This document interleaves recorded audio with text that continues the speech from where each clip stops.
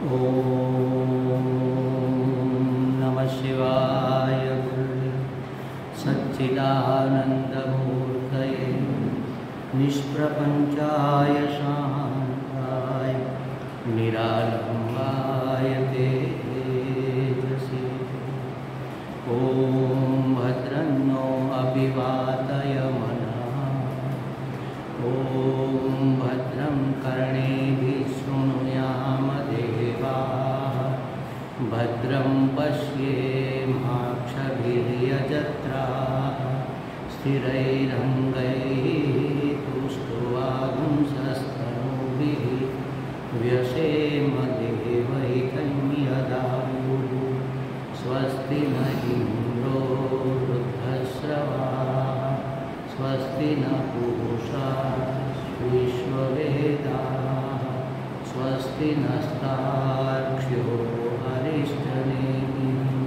स्वस्ति नो बृहस्पतिर्दधातु।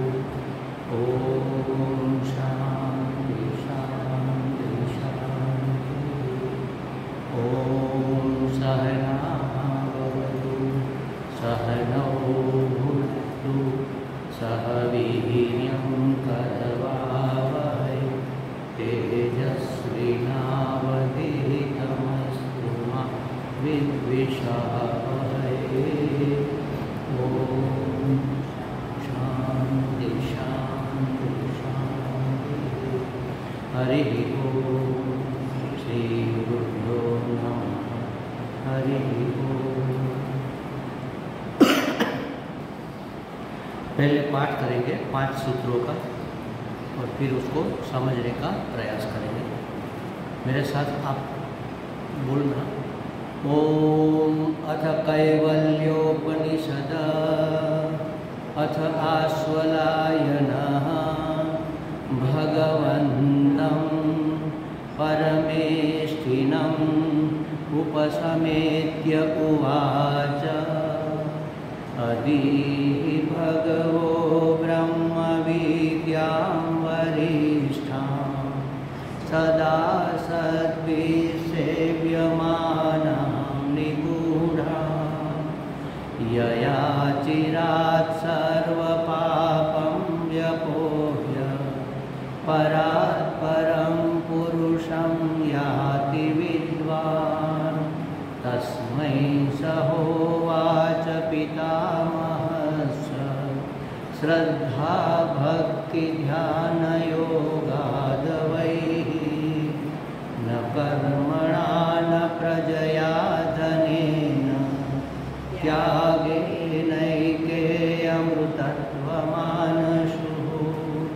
पदेन नाकं निहितं गुहायां विभ्राजते यद्यतयो विशन्ति। वेदान्तविज्ञानसुनिश्चितार्थाः संन्यासयो शुद्धसत्त्वाः। ते ब्रह्मलोकेषु परान्तकाले परामृतात् परिमुच्यन्ति सर्वे। विविक्तदेशे च सुखासनस्थः शुचिश्रमग्रीवशिरःशरीरः। अत्याश्रमस्थसकलेन्द्रियाणि निरुध्य भक्त्या स्वगुरुं प्रणम्य।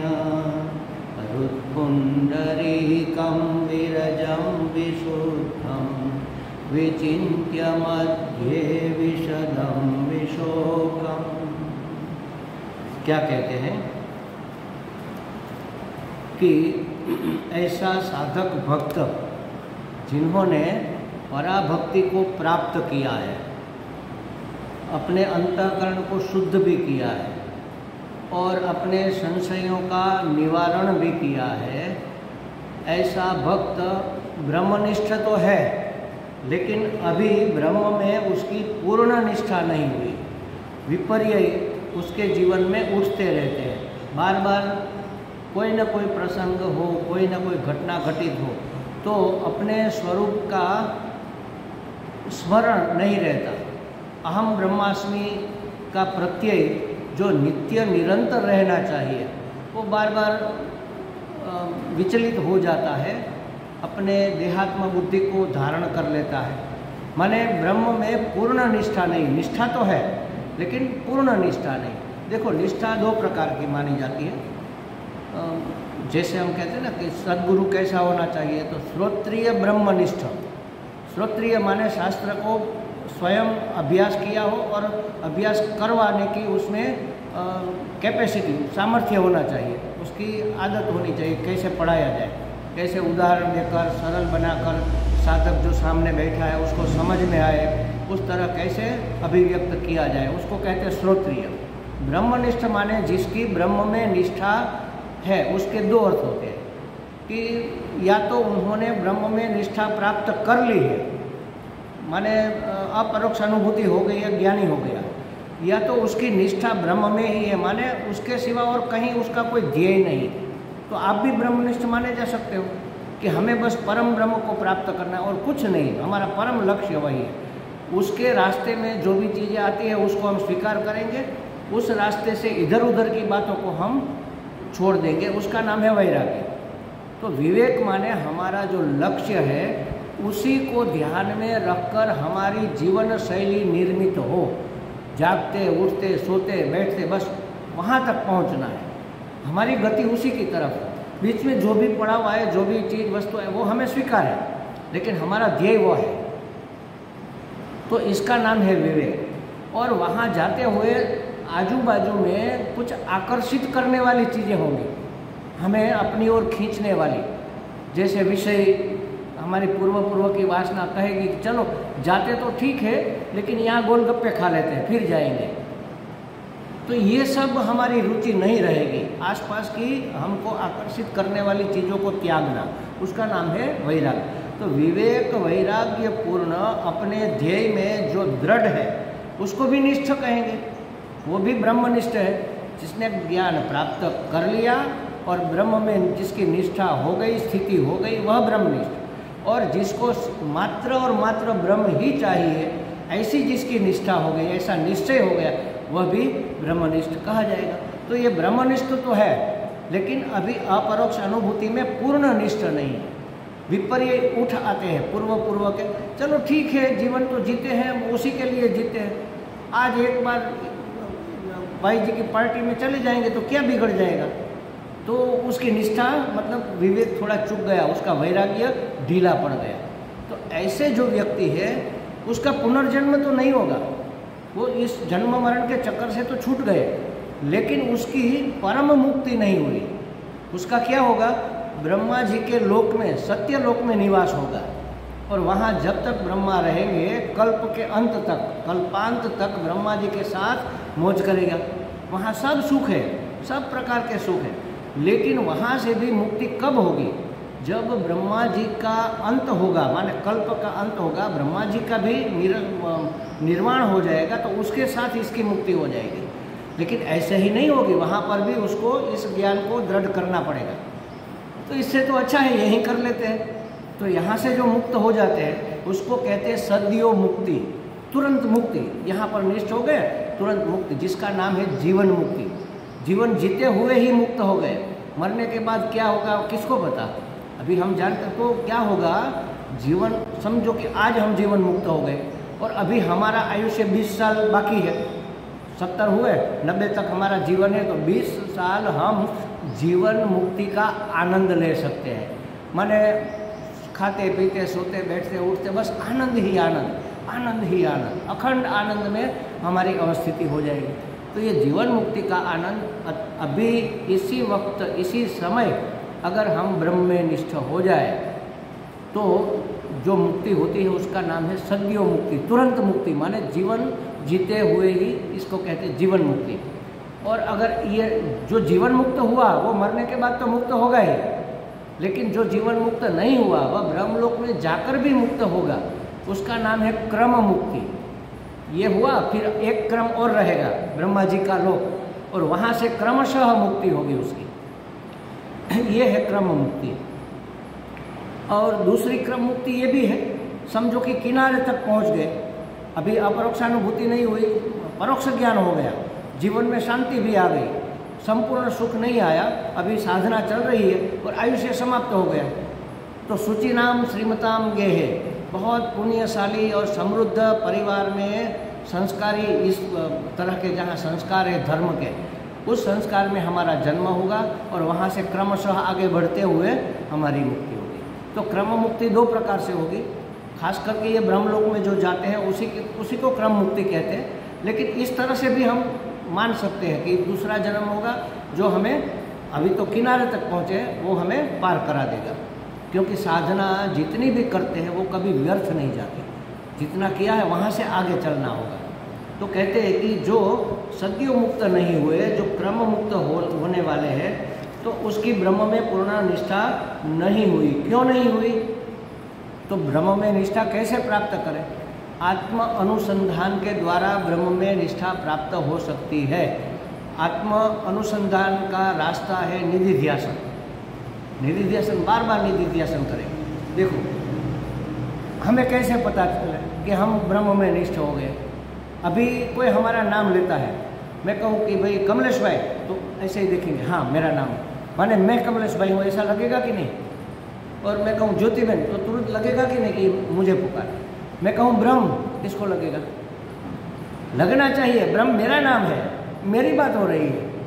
तो हमारा नाम लेते हुए या इसमें जो पुरुष है सब खड़े हो जाए, तो आप सब खड़े हो जाएंगे, क्योंकि अपने आप को पुरुष मानते हैं। जो माताएं हैं सब बैठी रहे, तो ये माताएं हैं बैठी रहेगी, अपने आप को माताएं मानती हैं, स्त्री मानती है। तो ये जो प्रत्यय है हमारा, अभी जीव भाव का प्रत्यय जो हमने दृढ़ कर रखा है, उसको निवारण करके अहम ब्रह्मास्मि, ब्रह्म शब्द बोलते ही आम अंदर क्या कहते हैं, लाइट થઈ જવી જોઈએ, अंदर आम बल्ब तरत ट्यूबलाइट થઈ जाएगी। ये तो मेरी बात हो रही है। ब्रह्म की बात करें, ये तो मेरी बात हो रही है। परमात्मा की बात करें, अरे ये तो हमारी बात हो रही है। ये अपनी कथा चल रही है, आत्मकथा चल रही है। ऐसा प्रत्यय जब उठे तब समझना कि हमारी ब्रह्म में निष्ठा हो गई। तो ऐसा कैसे होगा, ब्रह्म निष्ठा कैसे होगी? तो उसके लिए आत्मचिंतन करना पड़ेगा, जिसको हमारी वेदांत की भाषा में निधिध्यासन कहते हैं। आत्मचिंतन कब होगा? जब हमारा मन उसके लिए तैयार होगा, मन अभिमुख होगा आत्मा की ओर, तब आत्मचिंतन। तब तक तो क्या चलेगा? जगत चिंतन चलेगा, विषयों का चिंतन चलेगा। अभी चल रहा है ना, विषयों का ही चल रहा है। विषय माने पदार्थ, किसी भी पद का जो शब्द हमारे दिमाग में आए, सासू माँ, बस अब सासू की बात चली मन में, उसका अर्थ है जो भी एक माँ है जिसका नाम सासू माँ है, तो उसकी ही बात। पड़ोसी, एक शब्द हमने सुना और हमारे पड़ोसी का विचार आने लग गया, क्योंकि पड़ोसी शब्द का अर्थ तो हमारे पास में जो है उसी का नाम है पड़ोसी। तो अभी मन विषयाभिमुख है, पदार्थाभिमुख है, संसार अभिमुख है। उस मन को आत्माभिमुख करना पड़ेगा, और उसके लिए उसकी बहिर्गति को रोककर उसको अंतर्मुख करना पड़ेगा। आत्मा अंतरतम है ना, अंतरतम माने अंदर नहीं, अंतरतम माने बहुत गहराई में सूक्ष्म से सूक्ष्म जो तत्व है वो आत्मा है। ये शरीर, स्थूल शरीर से सूक्ष्म है इंद्रियां, इससे सूक्ष्म है हमारा सूक्ष्म शरीर से भी सूक्ष्म है क्या कहते हैं वो आत्म चैतन्य का जो प्रतिबिंब पड़ता है, जिसको हम चिदाभास, और चिदाभास को ये विस्मृति हो गई कि मैं तो ब्रह्म हूँ या तो परम चैतन्य हूँ। उसने मान लिया कि मैं इतना हूँ, तो आत्मा अपने आप को कह नहीं पाता, और आत्मा के सिवा कुछ है नहीं, इसलिए अपने साथ जोड़ लिया जीवात्मा। सिर्फ आत्मा नहीं कहेगा, क्योंकि हम तो जीव है, परिचिन है, इतने मर्यादित है, तो अपने आप को जीवात्मा मान लिया। अब इस जीवात्मा पने से मुक्त होने के लिए निधिध्यासन है। हमने ज्ञान प्राप्त किया, हमें अनुभूति भी हो गई, लेकिन विपर्य, बार बार विपर्यास, वो विचार पुराने अंकुरित हो रहे हैं, उसको मिटाने के लिए, जैसे किसान खेतीबाड़ी करता है ना, तो बीज बो दिए, बारिश हो गई, अंकुरित हो गए, फिर थोड़ा धूप निकला तो घास भी उगाता है, तो बार बार क्या करता है वो साथी, क्या कहते हैं वो, हल जोतता है ना, बीज में जो घास है उसको निकालता रहता है। एक बार निकाल लिया, अब क्या जरूरत है दूसरी बार कोई बीज ऐसा है जो बाद में अंकुरित होगा, फिर हल चलाता है, फिर हल चलाता है, 2, 3, 4, 5 बार और जो बोया हुआ है उसको रखता है, बाकी का घास है वो सब निकाल लेता है। तो उसी तरह हमें बार बार जैसे गाय समझो, गाय ने बहुत चारा चर लिया, पहले ले लिया, सब अंदर डाल दिया, फिर क्या करेगी, किसी पेड़ के नीचे जाकर बैठ जाएगी और जुगाली करेगी, चबाएगी, वो अंदर से बाहर निकाल कर मुँह में चबाएगी। आपने देखा होगा वो चबाती है, वो फैन निकलते हैं, सफ़ेद सफ़ेद थूक निकलता है, वो पचा रही है। तो उसी तरह हमने जो जाना है, जो समझा है, उसको निधिध्यासन में जुगाली करना, उसको पचाना, उसको दृढ़ करना, इसी का नाम है निधिध्यासन। यही है आत्मविचार। तो इस तरह के आत्मविचार करने के लिए हमें अपने मन को आत्माभिमुख करना पड़ेगा। तो आत्माभिमुख करने के लिए जो तैयारी चाहिए उसकी बात अब ये 5वें मंत्र में की जा रही है। क्या कहा इसमें? 6-7 लक्षण हमें दिए, ऐसा ऐसा करना है। इसमें बताया, हमने बोले भी, विविक्त देशे च सुखासनस्थ शुचि ही समग्रीव शीर शरीर अत्याश्रमस्थ सकलेन्द्रियाणि निरुद्य भक्त्या स्वगुरुं प्रणम्य हृत्पुंडरीकम विरजम विशुद्धम विचिन्त्य मध्ये विशदम विशोकम। बहुत सारी बातें बता रहे कि कैसे करेंगे ताकि हमारा मन अभिमुख हो जाए, उसके लिए क्या पद्धति है। बहुत सुंदर ध्यान के लिए और निधिध्यासन के लिए क्या करना चाहिए, बहुत थोड़े में पूरी बात बता दी। इससे अतिरिक्त और कुछ है नहीं, बस इतना ही करना है। कहीं किसी भी शास्त्र में आप देख लो, ध्यान के लिए बस इतना ही करना पड़ेगा, इससे और कुछ ज़्यादा नहीं करना पड़ेगा। तो कहा, सब एक एक हम समझते जाएंगे। कल हमने देखा विविक्त देश है, माने एकांत प्रदेश में, देश का अर्थ है प्रदेश, स्थान, एकांत स्थान में हमें बैठना है। तो एकांत स्थान में, स्थान जब कहते हैं तो साथ में वो समय भी आ जाता है, देश और काल दोनों साथ में रहते हैं। एकांत स्थान में, और ऐसा समय जहाँ कोई डिस्टर्बेंस न हो, एकांत हो, समय का भी एकांत हो। जैसे समझो कि मैं 3 बजे उठता हूँ, 3 बजे उठकर मैं यहाँ अगर बैठूँगा तो कौन होगा यहाँ पर? आसपास में भी कोई नहीं होगा, कोई व्हीकल वाहन भी नहीं निकलेगा, भोंको कुछ नहीं सुनाई देगा। हमारे महाराज भी सोए रहते हैं, सब आसपास के पड़ोसी सब सोते रहते, किसी का रेडियो नहीं बजता। तो समय का भी एकांत हो गया, स्थान का भी एकांत हो गया।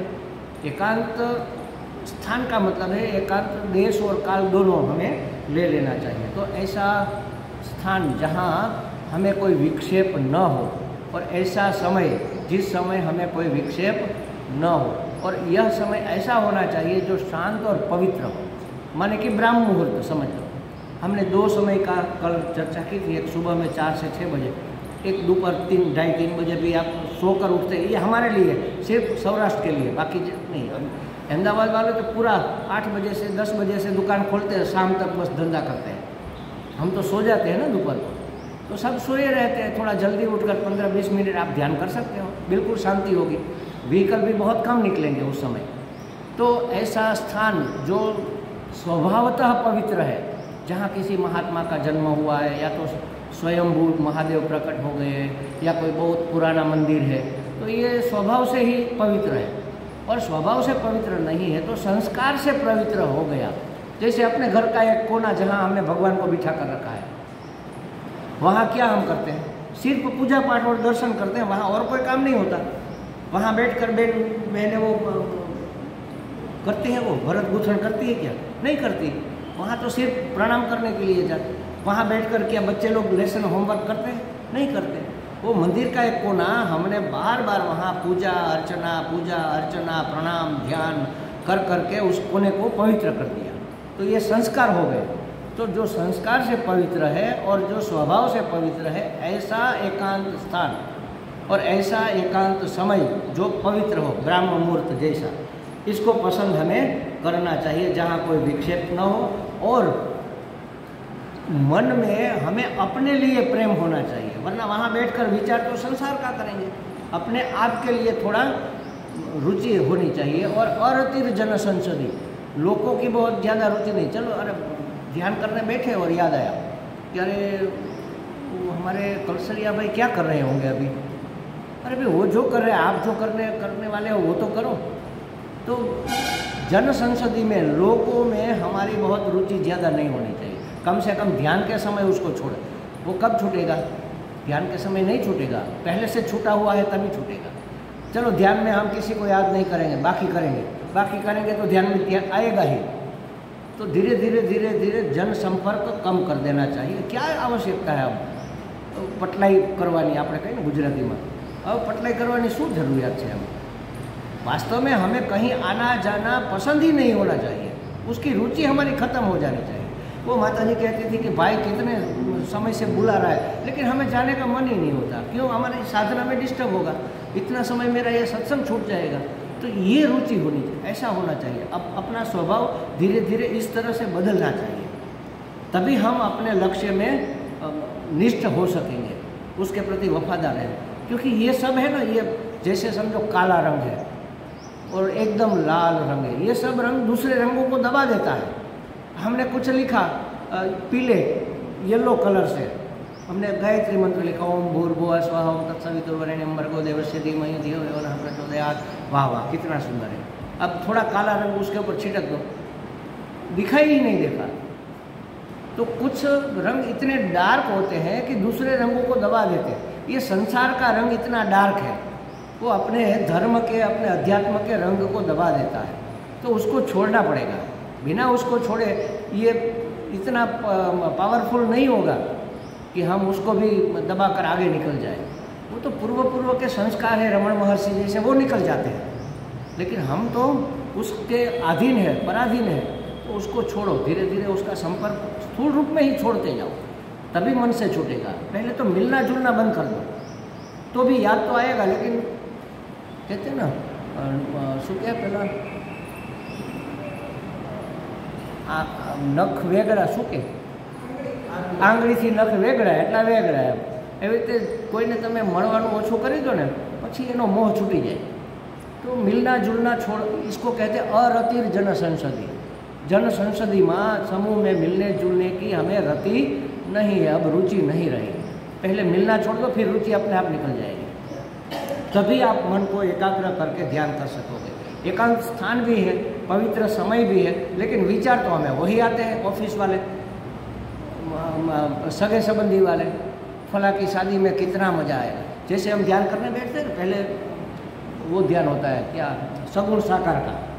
जैसे समझो कि हमारे कृष्ण कन्हैया हमारे इष्ट देव है, तो ध्यान की ये पद्धति है, पाँव के अंगूठे के नख से शुरू करना, निरीक्षण कर खुली आँख से।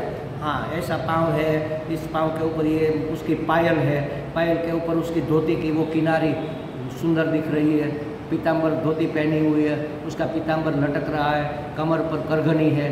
फिर आगे जाएंगे, उसने पचरंगी, वो क्या कहते हैं, माला पहनी हुई है, वैजंती माला पहनी हुई है, गले में हार है, सुंदर चमक रहा है, वो मणि चमक रहा है, मुख चंद्रमा बहुत प्रकाशित, घुंघराले उसके बाल है, ऊपर मयूर पंख लगा हुआ है मस्तक ऊपर। फिर ऊपर से नीचे देखते हो, नीचे से ऊपर, ऊपर से नीचे, ऐसे निरीक्षण करो।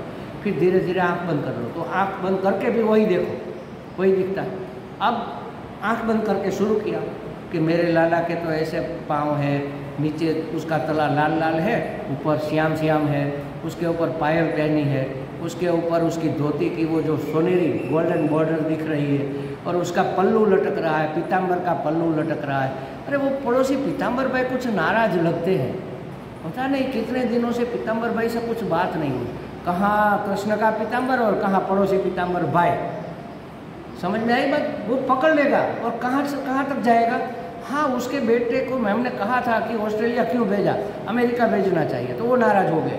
अब ऑस्ट्रेलिया उसका बेटा क्या करता होगा पता नहीं, अमेरिका में तो कितना।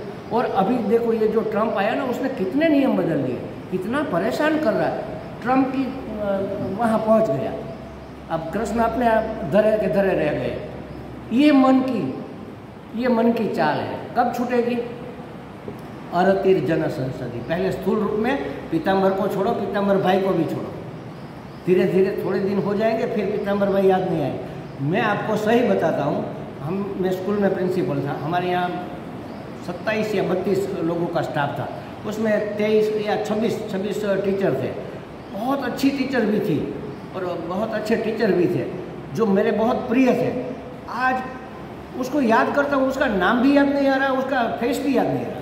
कभी कभी हार्दिक भाई कहते हैं वो टीचर जो हमारी थी ना, वो आज उधर से निकली तो मिलने आई, तो हम तो पहचान नहीं पाए, अब तो बड़ी हो गई, मोटी हो गई, बच्चे वाली हो गई, शादी हो गई। मैंने कहा वो कौन है, नाम तो सुना हुआ लगता है, फेस याद नहीं आ रहा। तो बहुत याद करवाता है लेकिन याद ही नहीं आ रहा। कितने साल हो गए, छोड़ा 20 साल हो गया। तो जैसे छोड़ दिया धीरे धीरे धीरे वो डिलीट हो जाता है। हमारा स्वभाव ऐसा है। भगवान ने बहुत अच्छा हमारे लिए वरदान दिया है ये कि नख वेगड़ा है એટલા વેગડા है बस। तो एक बहुत इंग्लिश का भी एक शब्द है, यूज इट और लूज इट। या तो आप उपयोग करो वरना गंवा दोगे। तो हमें अगर गंवाना है तो उसका उपयोग बंद कर दो। यूज इट और लूज इट। हमने पूंछ का उपयोग नहीं किया तो हमारी आंतरा पूंछ निकल गई ना, बंदर थे पहले कहते हैं, तो कहाँ गई हमारी पूंछ? इसका उपयोग ही नहीं रहा, धीरे धीरे धीरे धीरे कम होती गई। ऐसा विज्ञान मानता है, अध्यात्म नहीं मानता, ये तो विज्ञान की बात कर रहा है। तो या उपयोग में करो, अगर हमें नहीं चाहिए तो यूज उसका अनयूज कर दो, तो फिर लूज का सवाल ही नहीं, अपने आप लूज हो जाएगी। तो अरतिर जन संसदी करनी चाहिए। और फिर क्या करें, अब ये हो गया, अब सुखासन में बैठो। जहाँ बैठना है वहाँ सुखासन में। सुखासन के दो आसन के दो मतलब होते हैं। एक तो हमने बिछा कर रखा है वो आसन, और दूसरा हमारे बॉडी का पोस्चर, कैसे हम बैठे हैं, शरीर की स्थिति, पालथी आलथी पलथी मारकर बैठे हैं, या पद्मासन में बैठे हैं, या स्वस्तिक आसन में बैठे हैं, तो इसको भी आसन कहते हैं। स्वस्तिक आसन, पद्म आसन, इसको भी आसन कहते हैं। और ये बिछा कर बैठते हैं वो भी हमारा आसन है। तो सुख से हम ज़्यादा देर तक बैठ सके ऐसे आसन में हमें बैठना है। तो ये हो गया शरीर का पोस्चर। अब बात आती है बैठने का आसन। तो बेस्ट बैठने का आसन ये है कि सबसे नीचे वो घास जिसको कहते हैं क्या, गर्भासन। गर्भासन मिलता है, ये गोरखपुर गीता प्रेस वाले की दुकान पर मिलता है ओरिजिनल गर्भासन। तो वहाँ से लेकर आओ, फिर एक खोल बनाकर, जैसे तकिए के ऊपर हम कवर चढ़ाते हैं, ऐसे खोल बनाकर उसके अंदर डाल दो। फिर इसके ऊपर ये जो हमने बिछा कर रखा है यहाँ पर वूल का आसन बिछा दो। नहीं है तो कंबल बिछा दो। कंबल को 4-5 बड़ी करके उसके ऊपर सूत का आसन होना चाहिए, ताकि हमें काटे नहीं, सूत का जो हम बैठने के लिए यूज़ करते हैं। ऐसा आसन बिछाकर फिर इसके ऊपर हमें बैठना चाहिए। और बैठने का स्थान भी, उसके बारे में भी बात आएगी, तो कैसा पसंद करना ये भी कहेंगे। लेकिन पहले ये आसन, और आसन कभी बदलना नहीं चाहिए। एक तो अपना मंत्र, अपना इष्ट देव का मंत्र, उसकी माला, और अपना आसन और साधना का स्थान, ये 5 चीज़ें हमेशा एक समान रखनी चाहिए। और उसका कोई दूसरा उपयोग न करें। हमारा आसन, अरे हमारी धर्मपत्नी है वो नहीं, उसके वाइब्रेशन आपके वाइब्रेशन अलग होंगे। पति पत्नी का भी आसन और माला एक नहीं हो सकता, मंत्र एक नहीं हो सकता, इष्ट देव एक हो सकते हैं, स्थान एक हो सकता है, घर का मंदिर, वो तो ठीक है। लेकिन ये 3 चीज़ें तो सेपरेट अपनी है और किसी की नहीं। माला, मंत्र और आसन, ये बदलना नहीं चाहिए। हो सके तो एक ही स्थान पर, हो सके तो एक ही समय साधना करनी चाहिए। और अपने इष्ट तो हम बदलते ही नहीं, मंत्र भी नहीं बदलते, और गुरु मंत्र किसी को बताना नहीं चाहिए। और किसी ने मुझे पूछा था कि स्वामी जी माला टूट जाए तो फिर क्या करें? तो बदलनी पड़ेगी। अब टूटी हुई माला को फिर से गूंथा जा सकता है। जो वाइब्रेशन है वह उसमें संग्रहित हुए हैं, तो वो धागे में तो है, लेकिन खास करके वो जो मन का, उसकी जो पारा होता है ना, उसमें सब वाइब्रेशन है। आपकी साधना का तप इसमें है। अभी मैं ऋषिकेश में था, तो हमारा जो सत्संग हॉल है ना, उसकी चौकी पर मैं बैठकर गंगा के सामने बैठकर जप करता हूँ इस छोटी सी माला से। और देखा कि टाइम हो गया स्वामी जी का, जल्दी जाओ, स्वामी जी अभी निकलेंगे, तो उसका छाता पकड़ना है। तो जल्दी जल्दी हमने कुर्सी उठाई, रखी, पता नहीं कैसे माला छूट गई। फिर गए और क्लास में चले। क्लास में जाकर देखा, अरे हमारी माला कहाँ? अरे वो तो वहाँ छूट गई। जैसे क्लास ख़त्म हुआ दौड़ कर गए, देखा माला का नहीं मिली। अरे स्वामी जी को अपने कमरे में छोड़कर फिर स्वामी जी ने कमरा बंद किया, फिर ढूंढने लगे। वहाँ वो पत्ते गिरे हुए थे पेड़ के, पत्ते इधर उधर करके सब पूरा साफ करके, एक एक पगथिया, एक एक जहाँ जहाँ हम गए थे कुर्सी रखने, कुर्सी लेने, कहीं माला नहीं मिली। इतना हमें दुख हुआ, जैसे समझो कि हमारी नाव डूब गई, पूरा जीवन हमारा खत्म। क्यों? 20 साल से इसको हम चार्ज कर रहे हैं, 20 साल से इससे जप कर रहे हैं। जहाँ भी जाए पॉकेट में रहती है, कहीं पर भी जाए ये हमारे साथ रहती है। और ये गुरु जी की दी हुई, ये दोनों हमारे साथ हमेशा रहती है। एक नींद सोते समय हम निकाल देते हैं, नहाते और सोते समय। तो इतना दुख हुआ। एक दिन कितनों लोगों को पूछा कि अरे हमारी छोटी सी माला यहाँ पर आपने देखी क्या? वहाँ जो भी आता जाता था सब लड़कों वो जो ब्रह्मचारी लोगों को सबको पूछे, पुजारी भी आता था उसको भी पूछा कि नहीं स्वामी जी हमने नहीं। हमने कहा अगर कहीं दिख जाए तो मुझे बताना प्लीज़। एक दिन, दूसरा दिन, अंदर इतनी पीड़ा हो रही है। तीसरा दिन, देखो चमत्कार कैसे होता है। जब हमने इतना चाहा अपनी माला को, पता नहीं कैसे, हमारा कमरा तो बहुत दूर है ऑफिस के सामने और सत्संग हॉल इधर गंगा के किनारे, हमारे कमरे के बाहर छोटी सी वो बॉर्डर होती है ना, ओसरी कोर, वहाँ कोई माला रख कर चला गया। अब किसको पता ये मेरी माला है? और 3 दिन के बाद मुझे तो लगता है भगवान ने कोई अपना पार्षद भेजा होगा कि जाओ भाई उसको माला दे दो।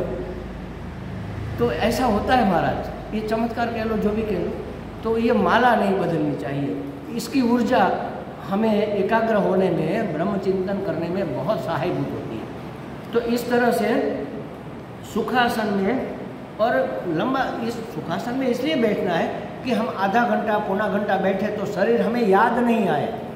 अगर सुखासन में नहीं बैठे, हमने सोचा कि चलो पद्मासन बेस्ट है, पद्मासन लगा लिया और पाँव दुखने लगे, तो ध्यान तो वहाँ जाएगा ना।